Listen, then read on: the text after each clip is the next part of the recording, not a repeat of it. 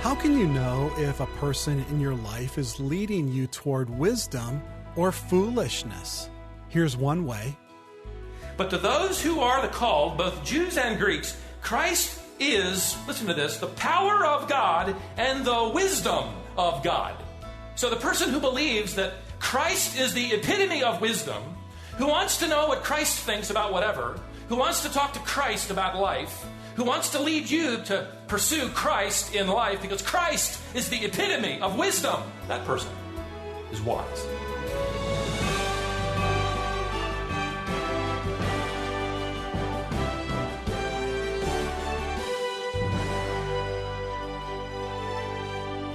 As we begin this broadcast, I encourage you to think about the people you spend the most time with. Do those people generally lead you toward Christ and encourage you to be a devoted follower of Jesus? Are they leading you in wisdom?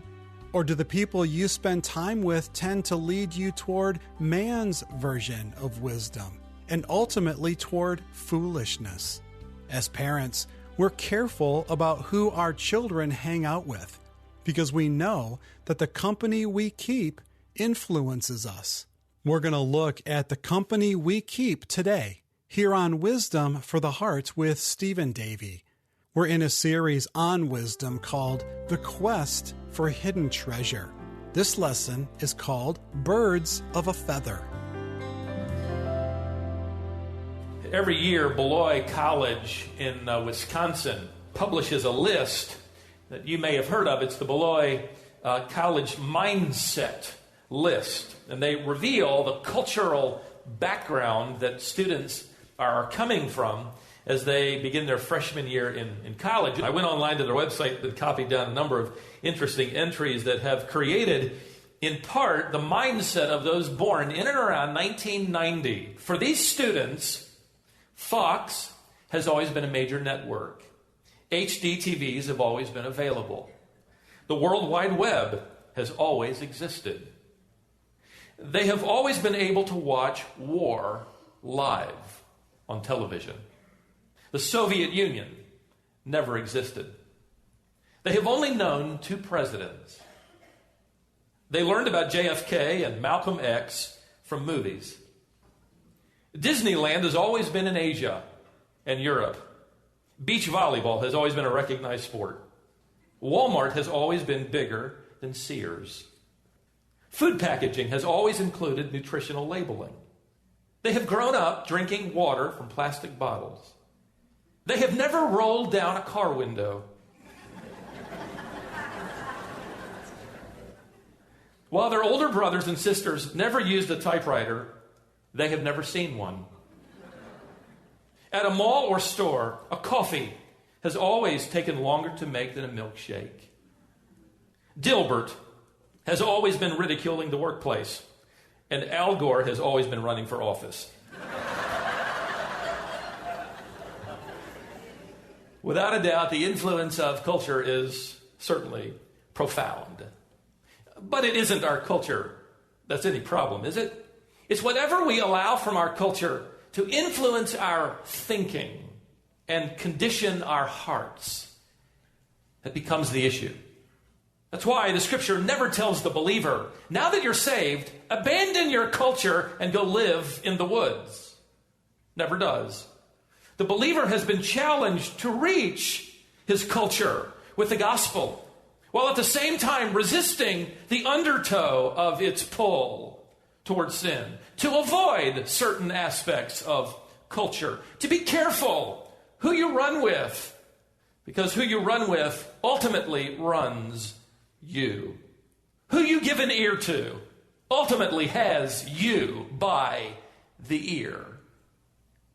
You've heard the expression, birds of a feather flock together. That's not only a fact of nature, it is a fact of human nature. Who you choose to follow, who you choose to flock together will influence you in one way or another. And the believer needs to take it very seriously. That's why friendship and fellowship with the right people is so important. Who you like. You become, in many ways, like. That's why C.S. Lewis called friendship a school of virtue or a school of vice. He wrote this: friendship makes good men better and bad men worse. So the question is, who are they who will make you bad? Who are they who will make you good or better? That's exactly what God has in mind here in the first chapter in the Proverbs. It shouldn't take us by surprise that one of the first things that Solomon will teach us is how to avoid certain people. That might sound harsh or strange. It's actually biblical and wise. If birds of a feather do flock together, it's no surprise that the Proverbs would talk a lot about flocks of birds we're to avoid. And we're about to begin where he just parades across the platform one kind of bird after another. And he begins by a flock that we are to avoid. In fact, this is the first piece of fatherly advice that Solomon offers. Look at verse 8. Hear, my son, your father's instruction, and do not forsake your mother's teaching. In other words, listen to your mom and dad. Look at verse 10. My son, if sinners entice you, do not consent. If they say, come with us, let us lie in wait for blood. Let us ambush the innocent without cause. Now, they're not saying this. The father's simply taking the mask off what they're saying and saying, this is really what they're saying. They would use more enticing words than this. This is really what they mean, though. Let us swallow them alive, some innocent sap. Swallow them alive like Sheol, even whole as those who go down to the pit. We're going to find all kinds of precious wealth, good stuff to steal. It's going to be ours. We will fill our houses with spoil. So throw your lot in with us, and we shall all have one purse. Now, I recommend you write into the margin of your Bible at verse 10. What we could say is his summary warning. You could say it this way with two words. Here they are. Stay alert. Stay alert. The word used here for sinners or sinful men is hatayim, which refers in general to people who are missing the mark, those who are falling short of God's standard for holy living, certainly good living. This is a group of people that live this way. They practice sin. They desire to miss the mark. They don't care about God's standard. This is their occupation. They are experienced veterans of sinful lifestyles. That's who he's talking about here. Would you take note that the sinner begins with an invitation? Look at verse 11. Come with us. Just join us. Relax. What else are you doing this weekend? Come on with us. Just an invitation. And Solomon advises two responses. The believer is to respond to the invitation first with something verbal. He says, back in verse 10, consent not, which is another way of simply saying, son, say no. Simple as that. Say no. One of the best ways to avoid sin is to say no as early as possible. We ought to live with that word on our lips. No, I'm not going to think that. No, I'm not going to say that. No, I'm not going to look at that. No, I'm not going to go there. No, I'm not going to do that. No, listen, no. You talk to yourself. No. You live like that. The best time to say no is early on. The time to say no, young women, to a guy's advances is not at 11 o'clock at night in his car parked. It's at 2 o'clock in the afternoon when he invites you out. That's when you say, no, thank you. Some of you guys are convinced that you will never commit adultery or embezzlement, and we can all be convinced of that, but we say we can say no to that, but right now you might be cheating on the internet or on your expense accounts. The time to say no is early on. Early on. The best time to refuse the invitation to sin is when you first hear the words, hey, come on. Come along with us. I thought of Daniel as I read this text in Proverbs. He provides an incredible example for the believer. What I find interesting as we look at Daniel responding to those sinners in that culture is that he did not resist the educational system in Babylon. In fact, he excelled in it. He rose to the top of his class. He didn't argue about his lodging, his professors, whatever.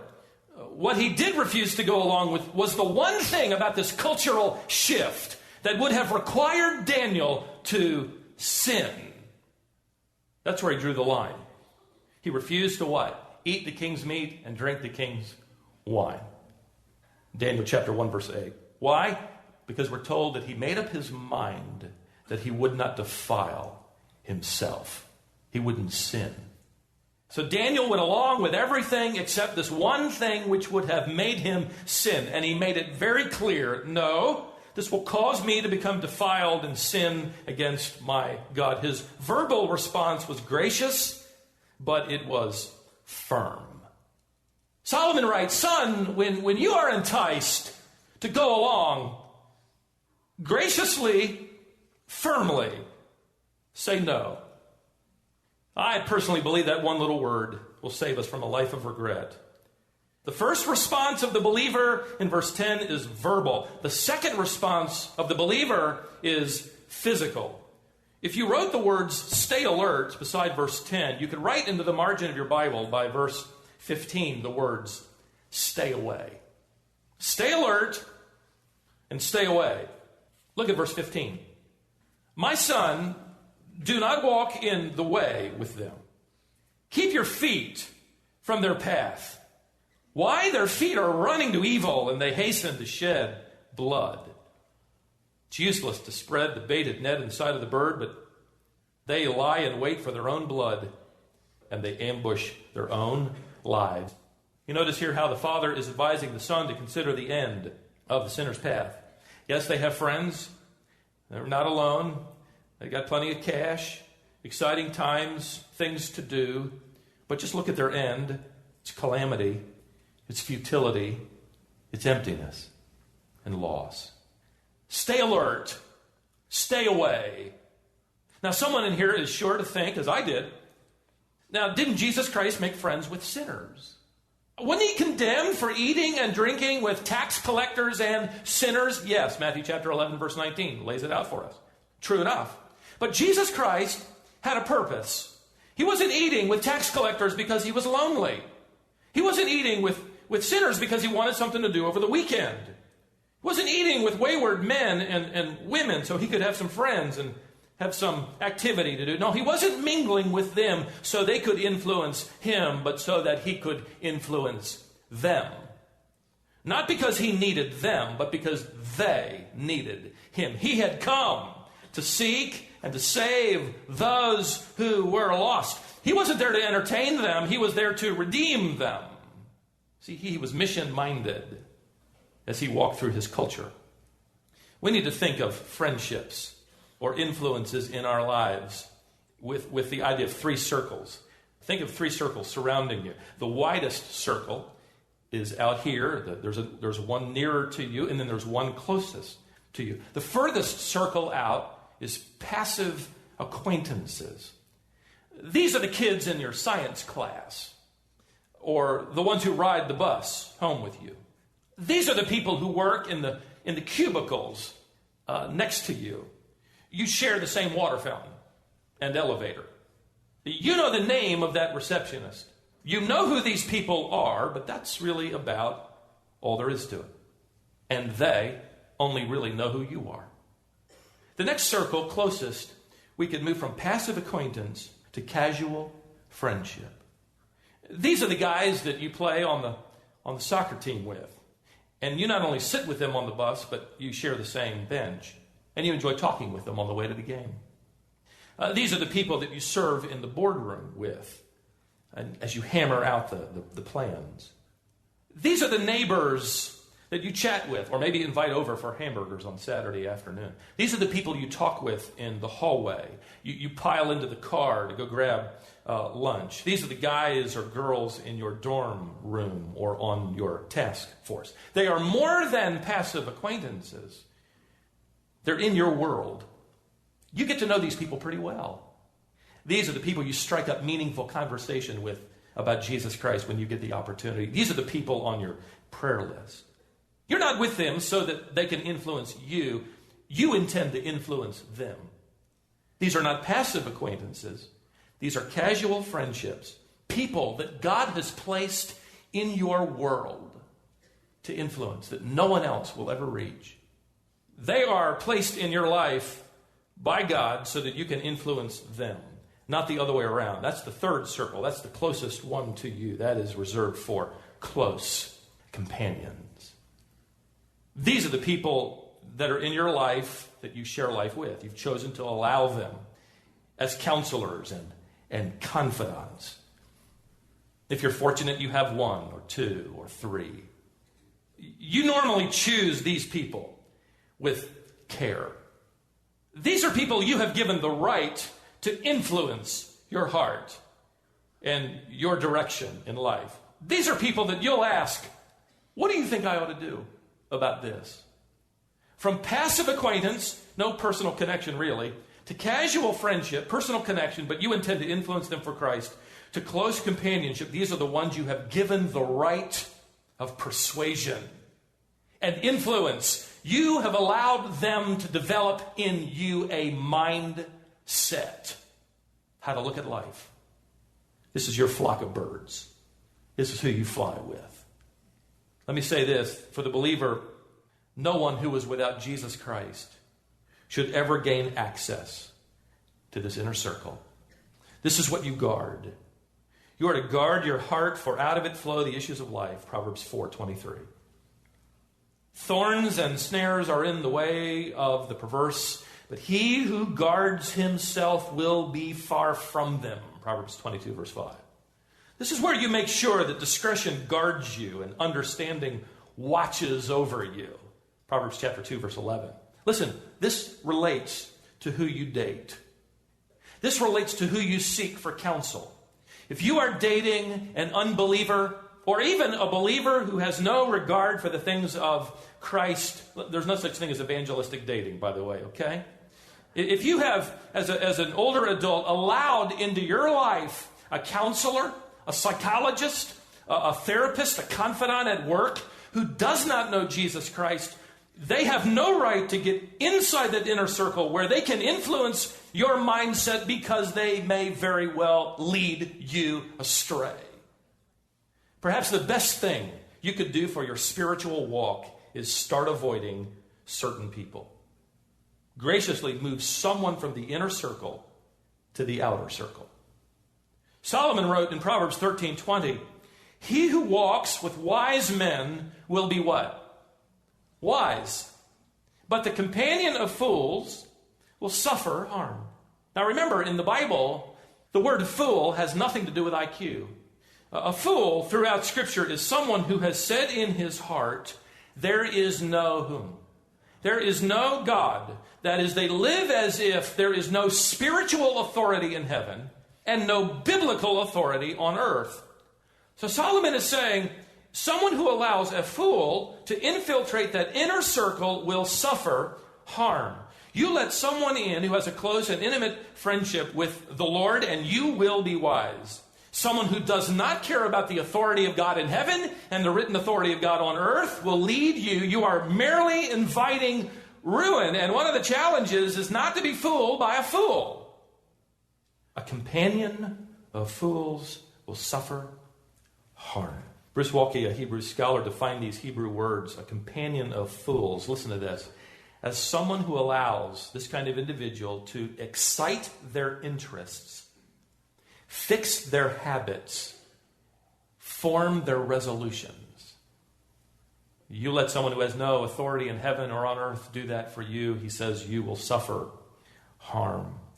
But he says in Proverbs 12:26, one who is righteous can be a guide to his friend, but the way of the wicked leads him astray. Would you note the progression here in chapter 1 and verse 10? First you have an invitation. Then it leads in verse 11 to participation. And eventually in verse 14 you have cooperation. You are now fully invested. There's one purse.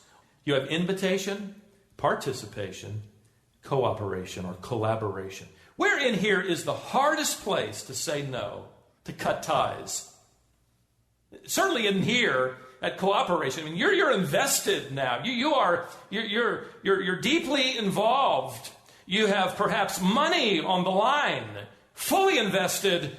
Maybe it's your heart. You have already given it away. Maybe your emotions are all tied in now. It's the hardest time. When's the easiest time to disengage? Way back here at the invitation. Hey, come on. Come on. No thanks. So how do you avoid flying in the wrong flock of birds? Well, Proverbs 1 informs us of two responses. One is verbal, stay alert.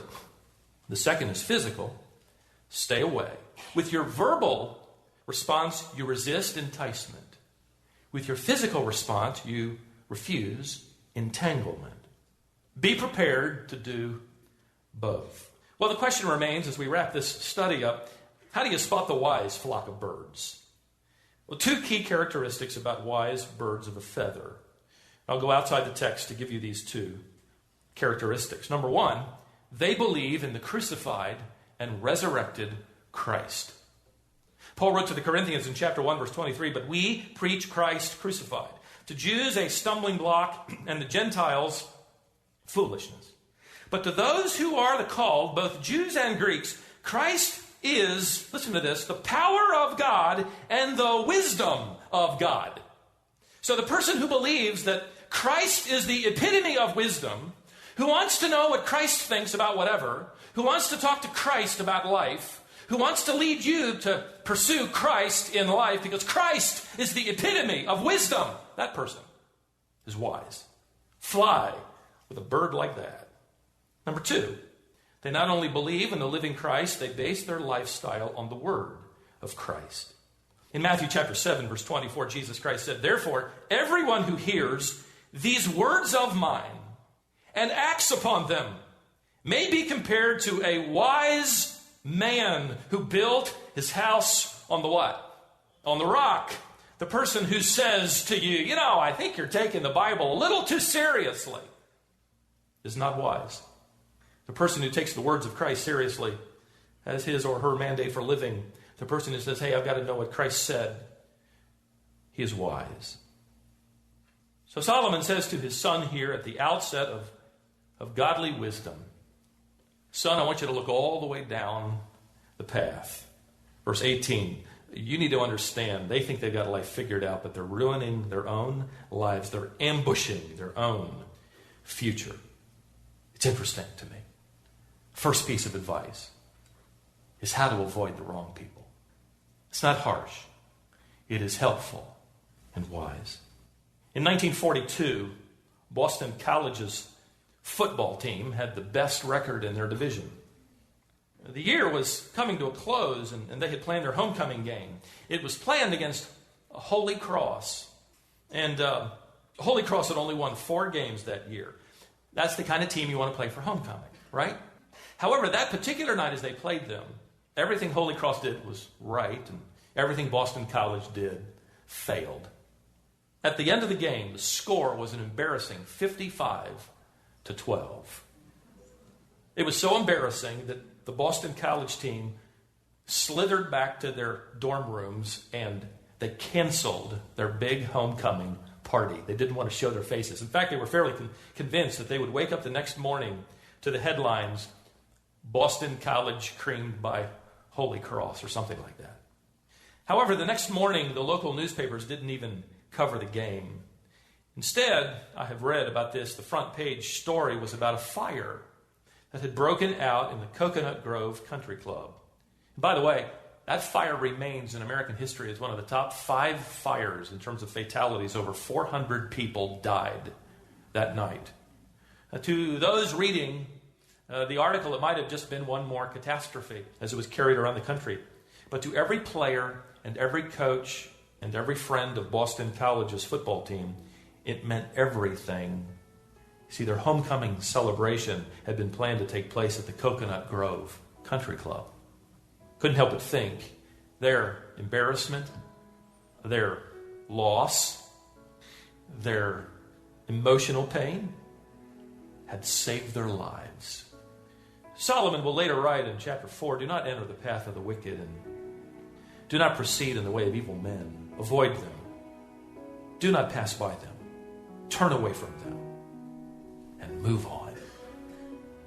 May I add to that, even if it's embarrassing. Don't fly with the wrong birds. This advice means to Solomon's sons, you're going to spend some weekends alone perhaps. It may mean you're the odd man out in the office. It may mean that you're the least likely to get asked out on a date. Perhaps the greatest proof that you are walking with Christ and that you are safe is that you are standing alone. So stand, Solomon would say, resist enticement, refuse entanglement, keep your heart, guard it. It's going to make all the difference, not only in this world, but in the world to come.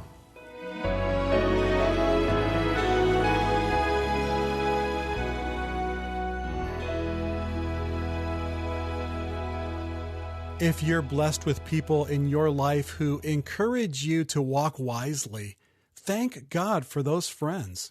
If you're in a position where you need to stand alone against foolishness, pray that God will strengthen and encourage you. And if you're a parent, these principles will guide you regarding the company your children keep as well. You're listening to Wisdom for the Heart with Stephen Davey. The name of our ministry reflects what we hope is true for you, that the teaching you hear each day will help you live wisely according to God's standards. If we can assist you today, give us a call at 866-48-BIBLE. When you call, ask how you can get the next 3 issues of our new magazine, Heart to Heart. You'll find articles as well as a daily devotional guide. And again, that number is 866-48-BIBLE. As you were listening today, you might have wished you could listen again. If so, please go online and listen, and then share the lesson with someone else. You'll find this and every lesson at wisdomonline.org. If you're on social media, be sure and like our Facebook page. Follow us on Twitter or Instagram, and subscribe to our YouTube channel. And friends, please remember that our ministry is empowered by your prayers and enabled by your gifts. If we're on your prayer list, we'd be grateful. And we're also grateful for the financial gifts we receive from our listeners. On tomorrow's broadcast, we're returning to Proverbs to see that one of the tiniest creatures is one of our most powerful teachers. Join us here on Wisdom for the Heart.